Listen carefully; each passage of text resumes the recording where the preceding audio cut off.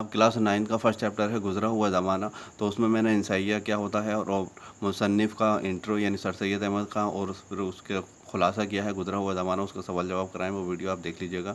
تو اس میں تو صرف خلاصہ کروا رہا ہوں میں، گزرے ہوئے زمانے کا خلاصہ۔ تو سر سید احمد نے اس انسائیہ میں بتایا کہ ایک بوڑھا اپنے اندھیرے گھر میں اکیلا بیٹھا ہے۔ رات کا وقت ہے، باہر کا منظر خوفناک ہے، بجلی چمک رہی ہے، بادل گرج رہے ہیں، اندھیرا، تیز آندھی چل رہی ہے۔ ایسے وقت میں بوڑھے کا دل گھبراتا ہے، وہ بہت زیادہ پریشان ہے اور بہت غمگین ہے، لیکن اس کا غم نہ اکیلا پن پر ہے اور نہ اندھیرے پر اور نہ بجلی کے کٹکنے پر اور نہ برس کی آخری رات پر۔ وہ اپنے گزرے ہوئے زمانے کو یاد کرتا ہے اور انہیں یاد کر کے اس کی آنکھوں سے آنسو بہہ چلے جاتے ہیں۔ وہ اپنی زندگی کے پچھلے زمانے کو یاد کرتا ہے، اپنے بچپن کے دن اسے یاد آتے ہیں جب وہ ہر فکر سے آزاد تھا، خوشی مکتب جاتا تھا، یا مکتب یعنی اسکول مدرسے جاتا تھا اور اپنے دوستوں کے ساتھ ان دنوں سے لطف انداز ہوتا تھا۔ انہیں یاد کرتے ہی وہ اور غمگین ہو جاتا ہے اور کہتا ہے، ہائے وقت، میں نے تجھے دیر سے یاد کیا، افسوس کہ میں نے تجھے گنوا دیا۔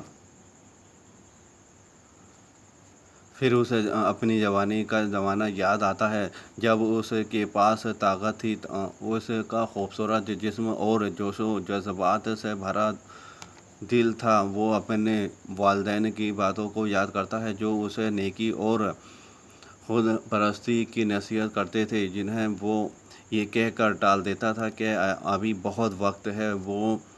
وہ پھر اپنے گزرے زمانے کو یاد کر کے رونے لگتا ہے، کاش میں نے وہ وقت برباد نہ کیا ہوتا۔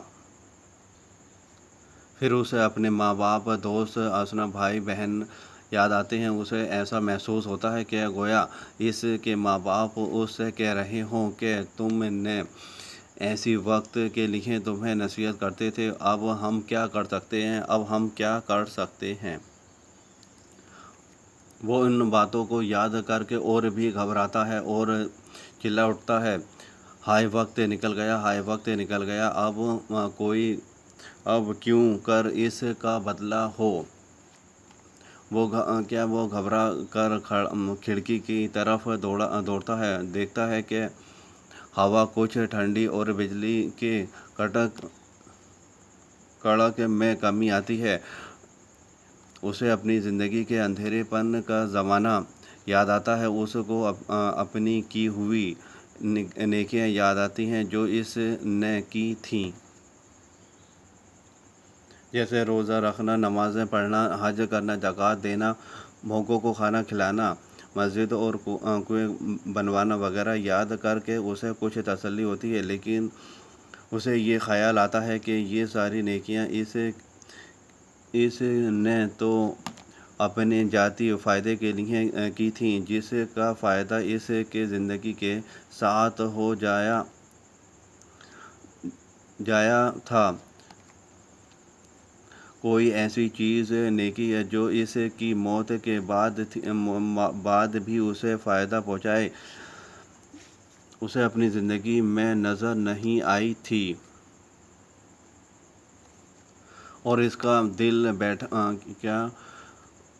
پھر گھبرانے لگا اور چلا اٹھتا تھا، ہائے وقت، میں نے تجھے کھو دیا۔ وہ گھبرا کر پھر کھڑکی کے پاس جاتا ہے، دیکھتا ہے آسمان صاف ہے، گھٹا گھل گئی ہے، تارے نکل چکے ہیں۔ اچانک یکا وہ آسمان کے بیچ میں ایک روشنی دیکھتا اور اس کو ایک خوبصورت دلہن نظر آتی ہے۔ وہ آہستہ آہستہ اس کے قریب آ جاتی ہے اور بوڑھا خوش ہو کر اس سے پوچھتا ہے، تم کون ہو؟ اس نے جواب دیا، ہمیشہ زندہ رہنے والی نیکی۔ بوڑھے نے پھر پوچھا، تمہیں حاصل کرنے کا کیا طریقہ ہے؟ اس نے جواب دیا، جو مجھے حاصل کرنا چاہتا ہے اسے چاہیے کہ وہ قوم کی اور انسان کی بھلائی کے دل و جان سے کوشش کرے۔ بوڑھا جب اپنی پچھلی زندگی پر غور کیا تو وہ پھر افسوس کرنے لگا، اور کیونکہ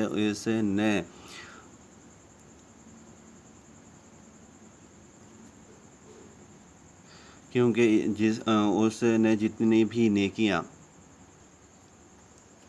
کی تھیں وہ سب کی سب ذاتی غرض پر مبنی تھیں۔ اس نے کوئی بھی کام قوم کی بھلائی کے لیے نہیں کیا تھا۔ وہ پھر رنجیدہ ہو کر رونے لگتا ہے کہ اب تو ساری زندگی گزر گئی، اب مجھے وہ نیکی کی دلہن نہیں مل سکتی۔ کاش میں 1000 دینار دے کر اپنے گزرے زمانے کو واپس لا سکتا۔ اور وہ پھر رونے لگتا ہے۔ اچانک اس کے کانوں میں آواز آتی ہے، اس کے ماں باپ، بھائی بہن اس کے آس پاس کھڑے ہیں اور اس کو رونے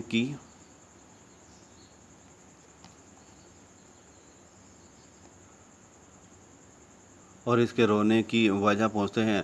تب اسے سمجھ آتا ہے کہ اس نے خواب دیکھا تھا۔ وہ ایک بچہ تھا جس نے خواب دیکھا، بوڑھا دیکھا تھا۔ اس نے سارا خواب اپنی ماں کو بتایا۔ ماں نے اس سے کہا کہ بیٹا تم تو اس بوڑھے کی طرح مت کرو، بلکہ ویسا کرو جیسے تمہاری دلہن نے تجھ سے کہا ہے۔ بچہ وعدہ کرتا ہے کہ وہ اس نیکی کی دلہن کو ضرور اپنائے گا جس نے ہمیشہ زندہ رہنے والی نیکی اپنا نام بتایا ہے، اور خدا سے دعا کرتا ہے کہ اے خدا میری مدد کر۔